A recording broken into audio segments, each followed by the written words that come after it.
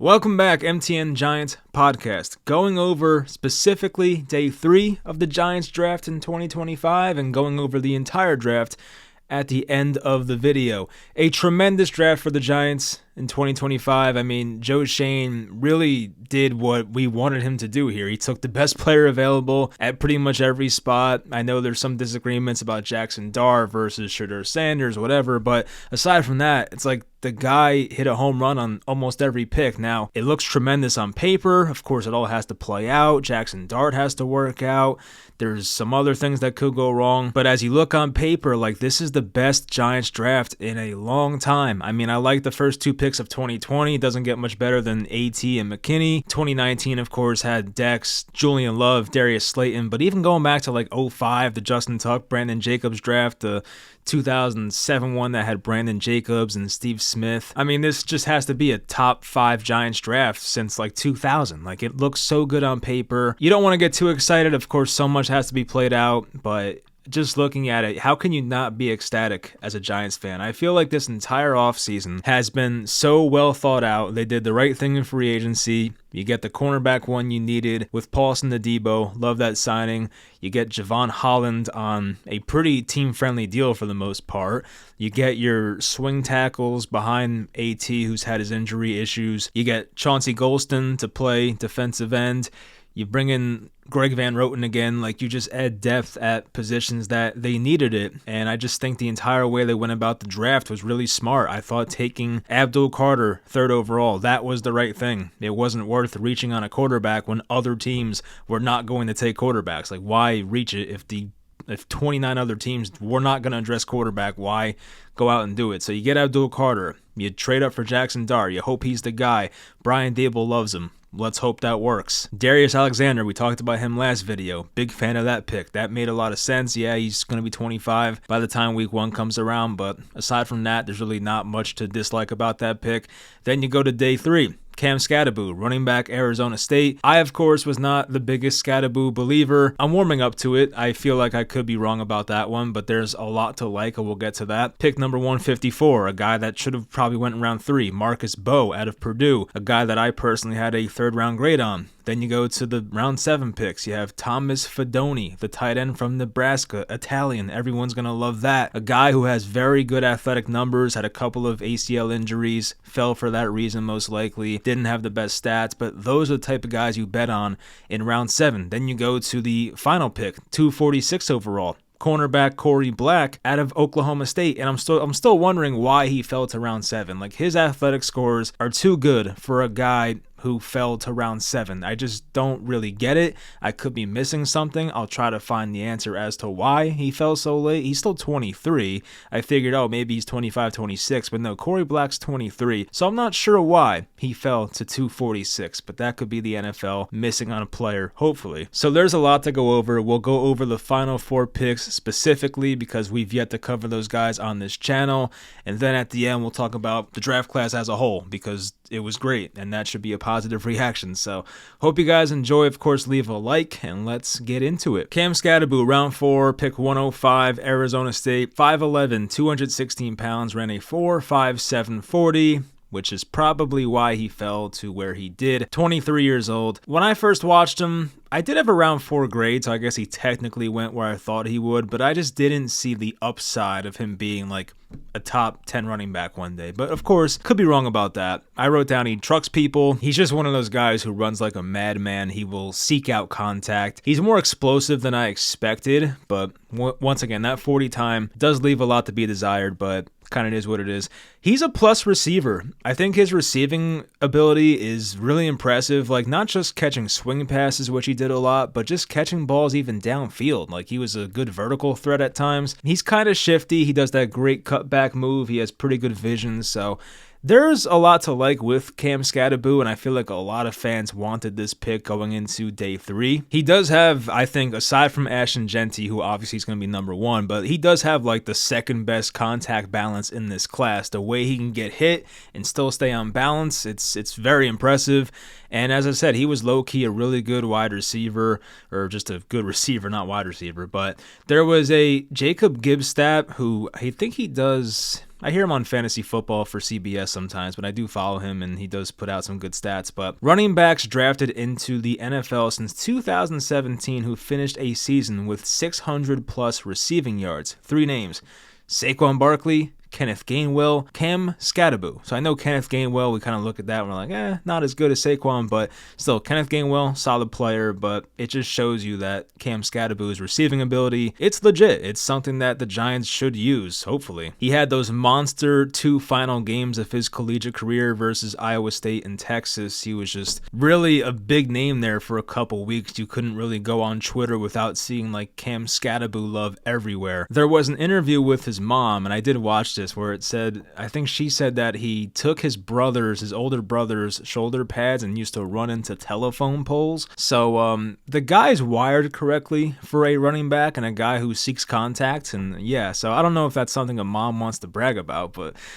pretty funny thing there. Does have a 3-down skill set for a running back. Now, of course, they will use Tyrone Tracy. They're not going to throw him away. They're still going to use Singletary to a degree. I could see Singletary being faded out by the end of the year and having it be a Tracy and Skattebo split. For now, it should be all 3 backs. He does have solid vision. I mentioned he tends to have that cut back lane. He always does like that one cut move and finds a way to break out long runs. And I would say the downsides, I mean, maybe a downside, he's 23. I feel like sometimes most times you want your running backs to be 21, 22.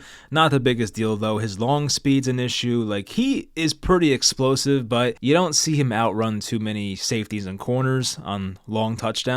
His pass protection, he does have some whiffs. Like, he'll hit guys hard in pass pro, but he doesn't have like the ability to square up guys sometimes, and he will whiff at times. So like, that's an issue. Obviously, you can't have that. But for a 4th round running back and getting a guy who can be a 3-down back and have that skill set, this is a pick worth taking. And of course, those reports that came out about the Giants wanting a bigger bruising running back in the draft, those reports were correct, and they went on to take Skattebo. I just hope he's used the right way. That's the big thing about this pick. I feel like it can go wrong if you don't use him the right way, but if you use him on the goal line, make sure you get him in on 3rd down. I know that Tyrone Tracy's the former receiver, blah, blah, blah, but I might feel like maybe Skattebo is a better receiver than Tyrone Tracy. It's at least close. I feel like they should at least rotate those 3rd and long snaps. I don't want to see Skattebo on the sidelines for every passing down. That just would not make sense to me. So anyway, solid pick, exciting. I'm going to be looking forward to watching him. I mean, he'll play in the regular season, but I was going to say, like, I'm looking forward to watching him play in the preseason. Hopefully get like 10, 15 carries a game in the preseason, and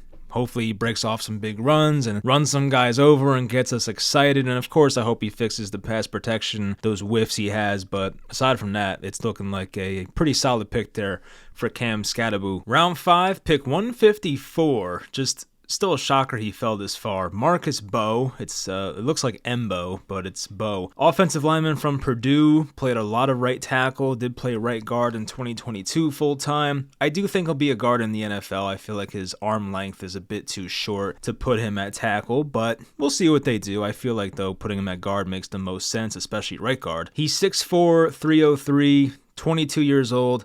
His weight is pretty low for a guy who's listed at a tackle. I mean, 303 is apparently 11th percentile for tackles. His arm length, 32 inches, 4.9% for tackles. Does have 10.5-inch hands, which is 82nd percentile, so that's good. My notes on him, I had a round 3 grade, right tackle in 2024. He has a quick first step, good balance, does have a bad anchor, strong punch, and has that like funny club or slap move he does when the defenders are being a bit over aggressive and the play's not going his way. There's got to be like 3 to 5 clips out there of, it's like when an edge rusher kind of over pursues but the play is going the opposite direction. You'll see Marcus Bowe just like club them in like the back of the head. It's actually hilarious. So I know there was some maybe like medical concerns, medical red flags, which I didn't look up why there would be, but Joe Schoen said there was none for the Giants. So this pick made a lot of sense for them. We know about the Trey Smith situation where he had the blood clot issue and then he went late in the draft and he's been a stud for the Chiefs, and I kind of hope this is the same thing. Bowe does a good job of getting guys to the ground and keeping them there. Like, I've seen countless reps where he'll get a guy on the ground and just jump on top and that's it for them. He's great out in space. He uses that speed, athleticism. He is a former basketball player, so he does have like good footwork, movement skills. Like, he's a good run blocker out in space. I do like that about him. His quote about putting guys on the ground, he said, "Putting people on the ground, winning reps, demoralizing people, that's always fun." He's got a good attitude for an offensive lineman. The downsides, I said the 303 weight, that's a bit light. Shorter arms, of course, and does have the anchor that concerns me. Another thing to like is he does play, or he can play, every offensive line position. I feel like I've seen people say he could play center, and he might be a good center, so like that's always a possibility if JMS doesn't work out. But if you want to put him at right guard, right tackle right away, I feel like that could work. I'd prefer right guard once again. So I think overall, like, his calling cards are the athleticism, the footwork, the balance, things like that. But he does have the arm length limitations, and he does have some limitations playing against power. So like, aside from that though, it's a pick that makes a lot of sense. That late in the draft, you're in round 5, you have a prospect that probably should have went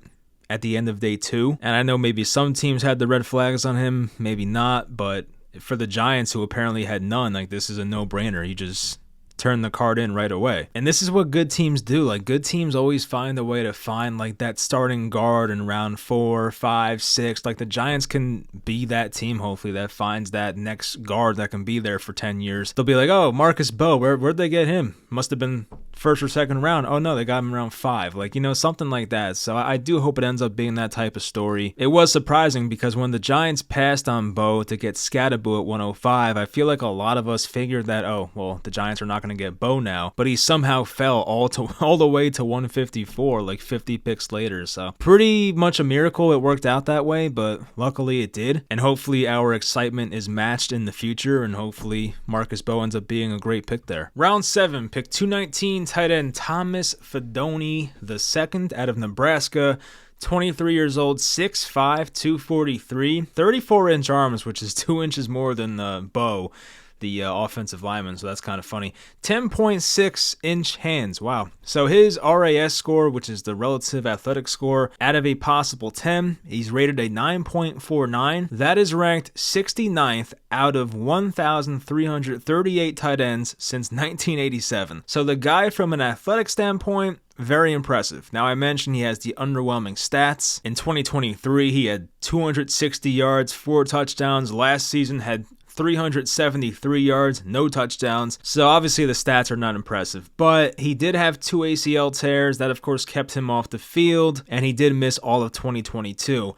He's pretty nimble after the catch. I've seen some moments of some yards after the catch. He had that one versus Indiana, I believe it was. He is a bit stiff as a runner, but he does have like a little bit of agility, so I'll take it. He was ranked above Brock Bowers when he was recruited, so he was definitely held back by injuries, but at one point he was supposed to be one of the better tight ends in his class. He does have a very impressive wingspan, 82.5 inches. The average for tight ends is about 79 inches. His route running was not too bad. I did expect him to be a bit more clunky, but it wasn't that bad. His blocking could be better. That's one of like the, I guess, concerns about his game, is being an inline blocker. I did see the Bleacher Report comp for him was Greg Dulcich, who's ironically a Giant right now, the former Bronco who had a good rookie year. Fidone, fun fact, was a tattoo artist, or he still is, I believe, but he picked that up during COVID and just stuck with it. Matt Rule, his former coach at Nebraska, said he's never happy. He wants to be the best. He's obsessed with being great. Does seem to have the right attitude. Guy that will, of course, work very hard. I'm sure he loves football. And as long as he can avoid the injuries, I do think he can be a tight end too for this Giants team for a long time. I still have faith in Theo Johnson being that guy. But after Daniel Bellinger and Chris Manhertz, even Greg Dulcich I just mentioned, I feel like you could put Fidone over those guys, assuming he's healthy. I think Daniel Bellinger is fine. He definitely has not been the guy we were hoping for since his rookie year. Chris Manhertz, of course, is in his 30s now. He's not going to be like a long-term piece. Greg Dulcich was released last year by Denver, so I don't think I'm expecting too much out of him. But these are the guys you take a shot on. You see a guy with a very high athletic score like this, and it's a position like tight end where athleticism really matters. Sometimes you're a guy like Jared Cook who has all the athleticism in the world and it doesn't really pan out, although Jared Cook had a decent career. Of course, you would hope for better blocking, and I do hope with technique and maybe putting on a little weight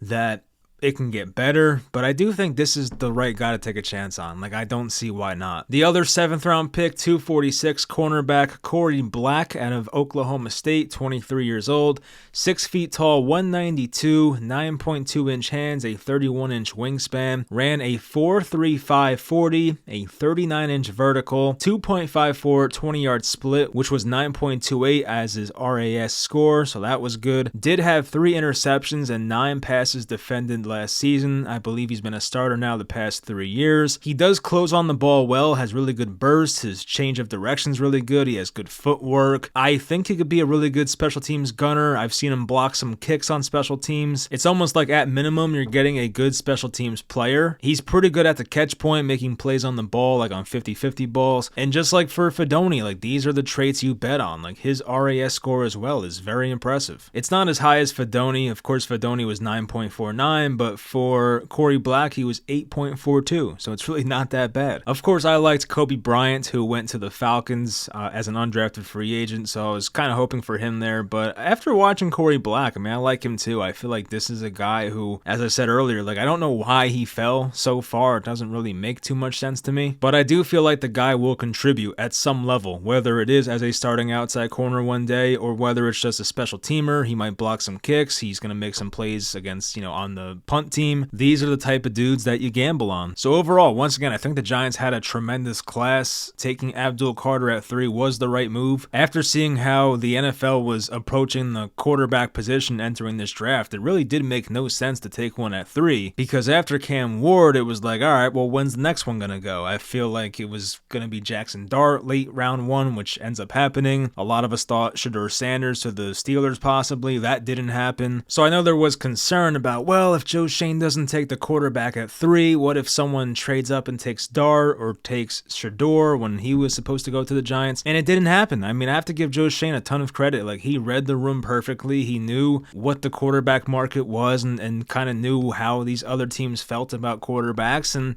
when the right trade was there, he made it. I mean, yeah, I do hate giving up the 3rd round pick for next year to get Jackson Dart, but that's what you have to do. And I know people like Colin Cowherd out there are going to complain that, oh, the Giants didn't have to trade up for Jackson Dart, which maybe they didn't. We don't know. We'll never know. But to get the 5th-year option, I feel like it's worth it. You're giving up, once again, the 99th pick, which would have been nice to have, but then you're giving up a 3rd round next year, which I feel more hurt about, but we'll see where that ends up. But if Jackson Dart ends up being a 15-year starter for the Giants and they win Super Bowls with him, no one's going to care. So as long as that works out the way it's supposed to, that'll be fine. They, of course, take him at 25. You have Darius Alexander, who, yes, 25 years old, but a position of need. The guys next to Dexter Lawrence were not very good at defensive line. No offense to the Raheem Nunez-Rocheses of the world or Jordan Riley or guys like that. Elijah Chapman, who had some impressive moments last year. But for Darius Alexander, he's a strong player. He's quick. He's athletic. Good change of direction. A guy who once again dominated at the Senior Bowl during his one-on-one reps. He's really good against the run. So a guy who's probably going to start from day 1. So that, in my opinion, goes down as the right pick. And then you go to day 3. You're going to have Cam Skattebo, who should be in the mix from day 1 to get carries. They may put Singletary over him at first because of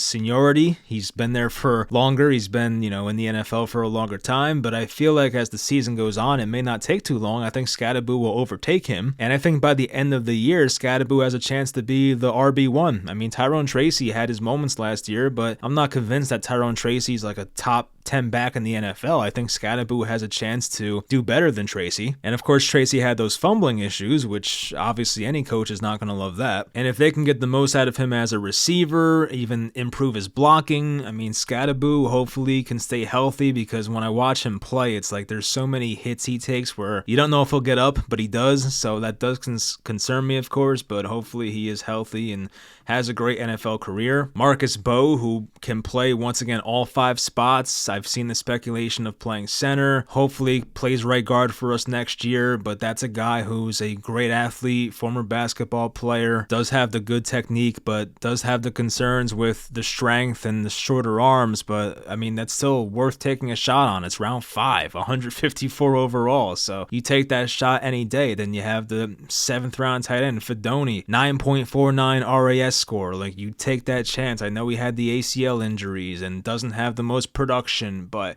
if you can put it all together and he's further removed from those ACL injuries, he's trusting his body more. I mean, this is a chance to take a guy like that, and maybe it works out. At worst, maybe he's a tight end 3 for a while. I mean, still, it's the 7th round. And then Corey Black, who I think, as I said before, at minimum, I think you're getting a good special teams player. I don't know why he fell to where he did, and there's still a chance that one day, as a 6-foot corner who runs a 4.35 and has good ball skills, he could be a starting outside corner. I don't think it's like the craziest thing in the world. I feel like a lot of times when cornerbacks fall, it's because like their athletic testing wasn't great, because so much of being a corner is having confidence and being a really good athlete. But for Corey Black, like, he has that. So I'm not sure, once again, why he fell to where he did. It's still a mystery to me. But if he ends up being a starter one day, I don't think it'd be the most shocking thing in the world. Of course, I would prefer Paulson Adebo and Deonte Banks to hold that down. But if there are injuries and things happen and Adebo gets hurt again and Banks doesn't live up to the hype, then yeah, there might be an opening at some point late in the year, and maybe Corey Black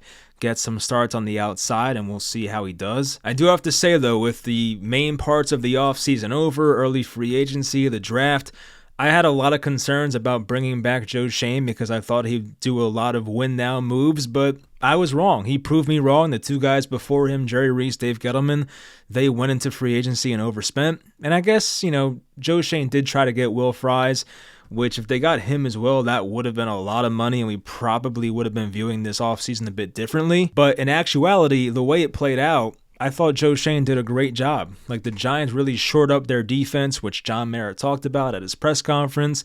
They got their adult quarterback in Russell Wilson. They got their hopefully future quarterback in Jackson Dart, which I don't know if that was the plan the entire time, because they tried to get Stafford. I think they really were into Shedeur Sanders for a while.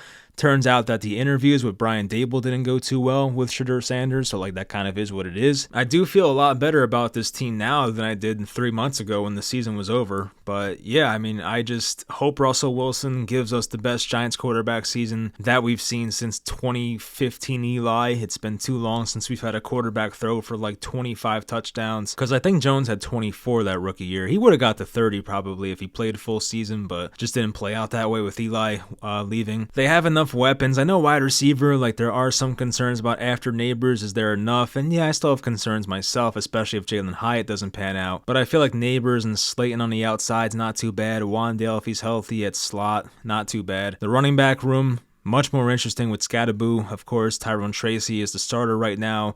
Devin Singletary, your veteran. Scadaboo behind those guys. Eric Gray, if he makes the team. Tight end, you have some young guys to rely on now. Theo Johnson in year 2, big year for him. Fedoni. You have Greg Dulcich, who's still 25. Bellinger, still pretty young. Manhertz is the veteran. Your offensive line just comes down to Thomas. Can he be healthy? Of course, JMS, that matters at center. Can he take a step forward? Because so far we have not seen it. But it seems like with Thomas, Runyon, Illuminor, GVR, if he starts, you kind of know what you're getting there, so that's comforting. And then for the defense, I mean, it looks so much better than it did last year. You're going to have a defensive line of Darius Alexander, Dexter Lawrence, Chauncey Golston, Brian Burns, Abdul Carter, Kayvon Thibodeau, so many names here. At linebacker, Okereke, Micah McFadden, Muasau, corner, Adebo, Cordell Flott, Deonte Banks. I mentioned Corey Black. Trey Hawkins is still there. Safety, Javon Holland, Tyler Nubin, a big year 2 for him. And of course, our slot corner, Drew Phillips. Can't forget him. 3rd round pick last year. Looked really good at times last season. So I don't know about you guys, but I do feel a lot better about this team. It may not translate into wins. They have a very tough schedule. The Giants might win 6 or 7 games next year, but it might look really good. And if the Giants start out the year bad and they bring in Jackson Dart in December, which I still think could happen, and Jackson Dart, let's say, ends the year going 2-2 and has good stats, we're going to be so optimistic going into 2026. So I just hope Jackson Dart is the right guy. It really, a lot of this draft class matters and depends on it. If he failed, I guess it wouldn't be the end of the world because he was the 25th overall pick. If they took him 3rd, there would be a lot more pressure on him. But I think being taken late in the 1st round, I know they traded up for him, but still, to be taken much later, there is less pressure than being the 3rd overall pick. Like for Daniel Jones, for instance, I don't want to defend that guy, of course, but like being taken 6th overall over like some really good football players, even like Dwayne Haskins at that time, who many thought was better, there's a lot of pressure that goes into that. So I feel like with Jackson Dart, yeah, he went in front of Shedeur Sanders and Milroe and whoever, but like I don't feel like the pressure is nearly as high for Jackson Dart as it was for Daniel Jones. And I hate comparing those guys anyway. You know my rant from last video, but still. Alright, so that'll do it. I'm not sure when my next Giants video will be. I'm not sure what I'm going to do on this channel the next couple months. I mean, I do want to stick with like general NFL stuff, of course, but I do want to stick with Giants stuff for the next couple months. Like I don't want to take off now until August or something like that, so I do want to fill that time. But we'll see. Maybe some more question videos. Those are always fun, so we'll figure it out. But yeah, hope you guys enjoyed this one. Hope you enjoyed the draft. I would hope that many of you have a good experience with that draft because I came away pretty satisfied, but hope you guys enjoyed this one, and I'll talk to you all next time.